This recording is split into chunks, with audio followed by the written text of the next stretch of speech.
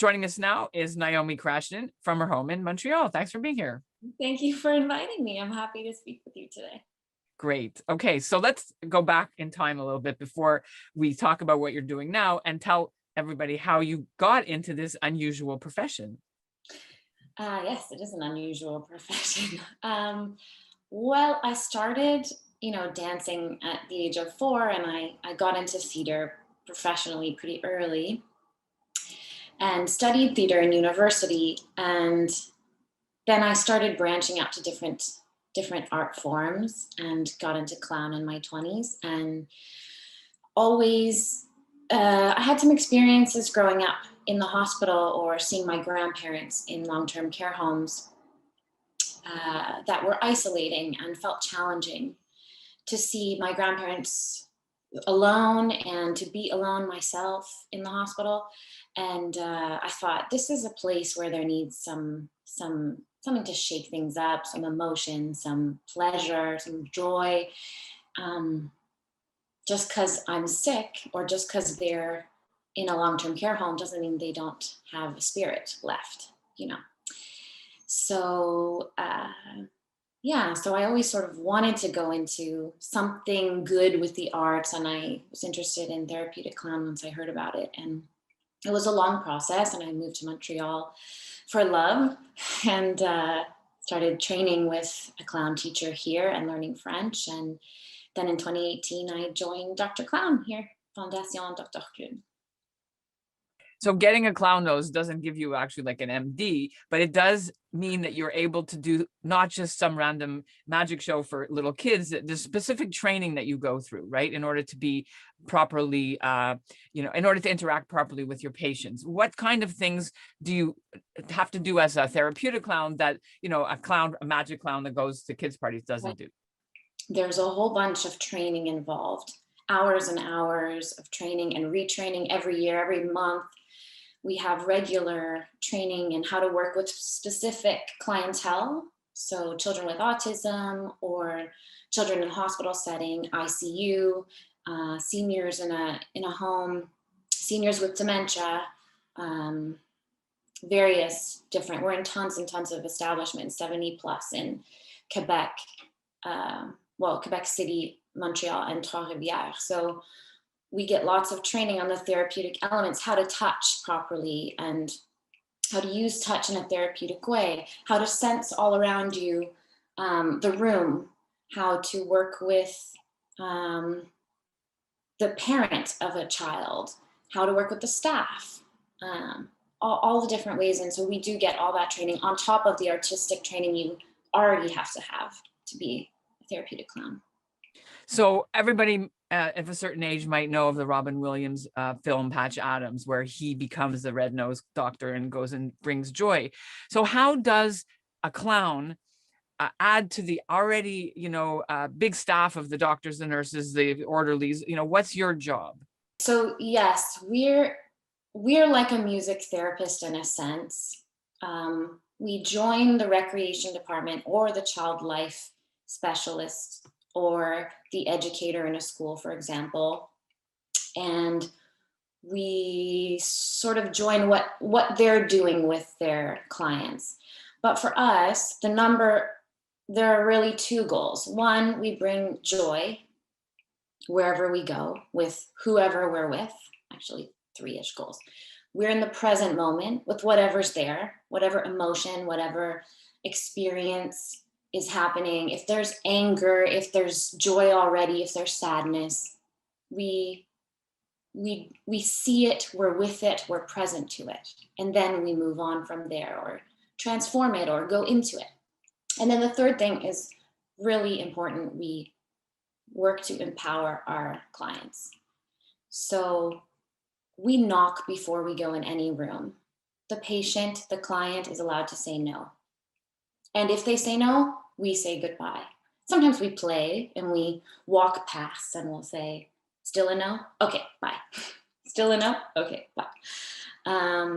But we respect the no, because in the hospital setting, someone has to come in and take blood and things are urgent and can't always ask. And for a senior, there's a lot of loss of like Agency. autonomy. Yeah, agency and autonomy. Agency. So for us to be able to ask if we can come in and to respect their wish, or also respect their state wherever they are, whatever they want, whatever their sense of humor is. Yeah, whatever their style of music is, we adapt. We're very much about adapting and empowering and bringing some joy where we can. Okay, so the pandemic hits. Mhm. How does that change everything for your work? Yeah, we can't go in. So we couldn't go in as soon as the pandemic hit. Actually, Dr. Clown said, hold on, let's not go in. We decided not to, um, because we don't want to pose any risk.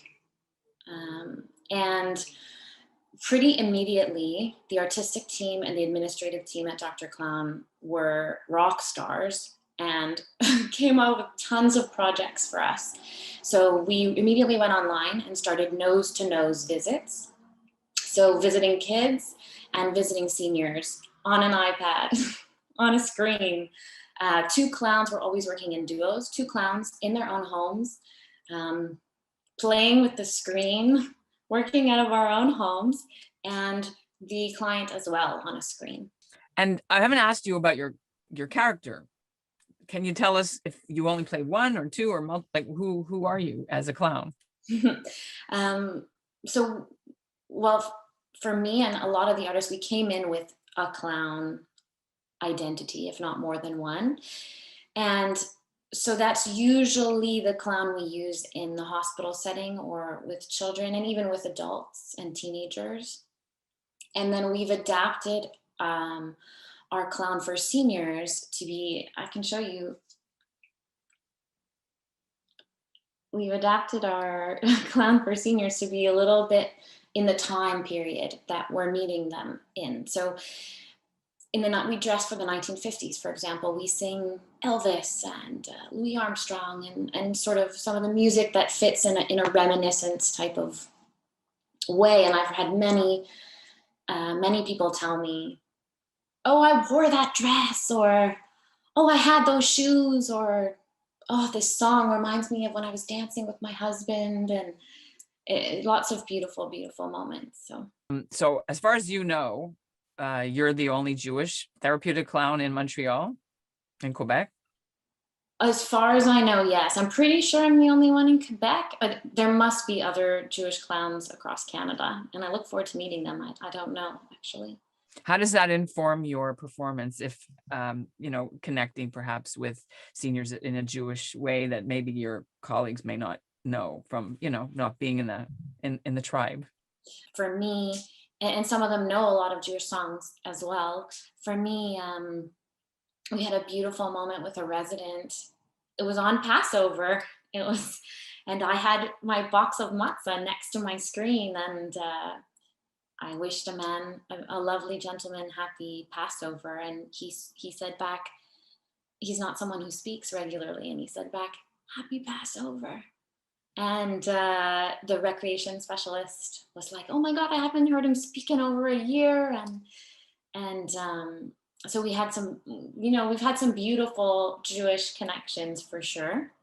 But sometimes it's not Jewish at all. It's just about emotion and humanity and love and yeah. That's a beautiful story. Yeah.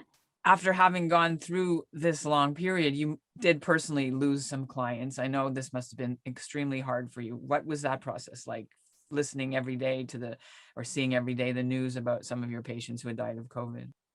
Yes, it was really painful. It was very, very painful for us, as I imagine it was also for the staff that were there. It was very challenging because usually we're used to seeing death and we're used to seeing decline, and we're also used to seeing success. So a child who can leave the hospital because they're doing better. And so we couldn't see sort of life pass in a normal way, and we couldn't prepare and grieve with our partner if we're watching something or if we're a part of something difficult, a difficult moment. So it was very challenging for sure. So now that Quebec is reopening, what does that mean for your profession and, where you do what you're going to do going forward? Right. So now that things are reopening, we've started already to do some outdoor visits and cheer on staff during the shift change and visit seniors in gardens. And we're starting to go back into other centers and schools. That's coming imminently. But some of the virtual will stay as well. Thanks for being with us today. Thanks for having me. It's been a pleasure.